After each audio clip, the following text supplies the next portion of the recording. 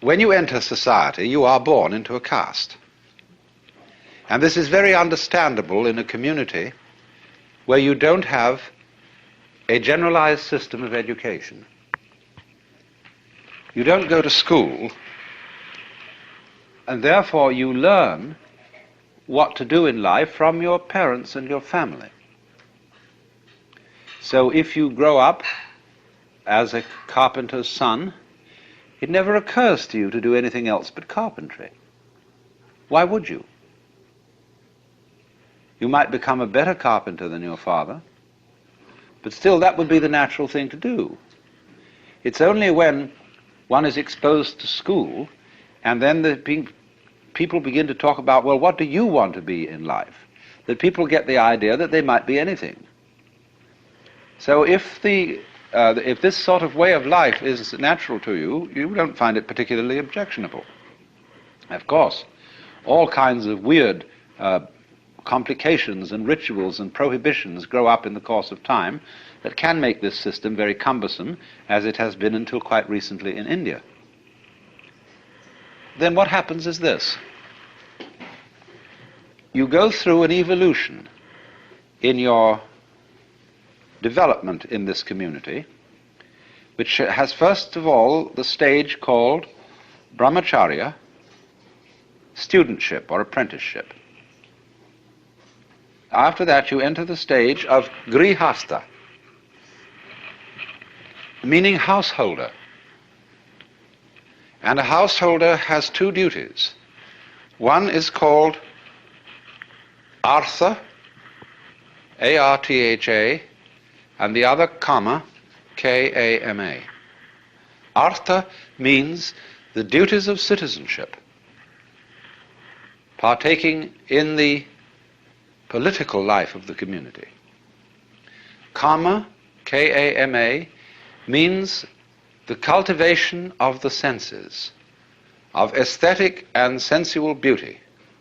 And therefore kama includes the art of love, the arts of beautification, of dress, of cooking, and all that kind of thing. So that the Kama Sutra is the scripture about love. Kama, in a sense, means passion, and is the great Hindu manual of how to behave sexually.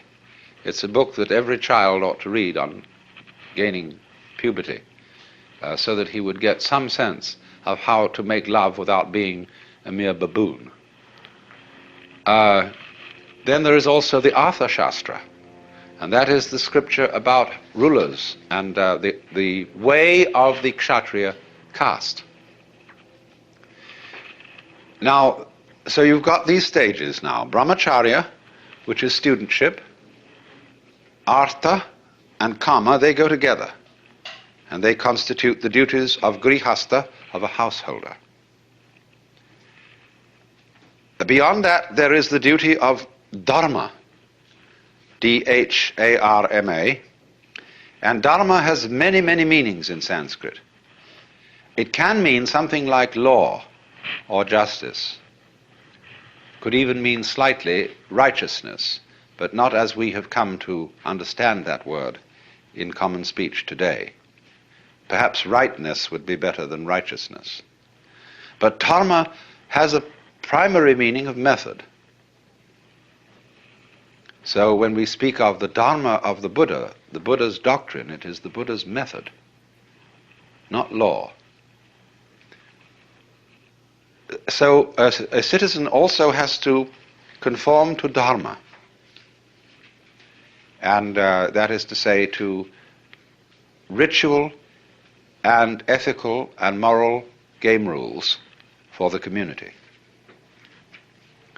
But now, when in the course of time he has established his household, he has taught his oldest son to take over the governorship of the household, the father, or for that matter mother, may enter into a new stage of life altogether, which is not grihastha, but is called vanaprastha,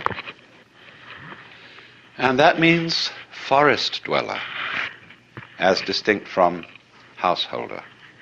Now you see what's happened. We've gone full cycle. We came out of the forest as a hunter. We settled in a community and indulged in what is called in Sanskrit loka sangraha. Sangraha means upholding. Loka, the world. Upholding the world game. And that is everybody's dharma or duty. Dharma can also be translated duty.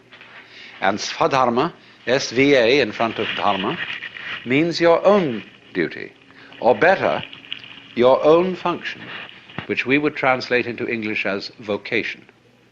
So everybody's caste work is his svadharma, and of course these castes are subdivided into various other kinds of specializations.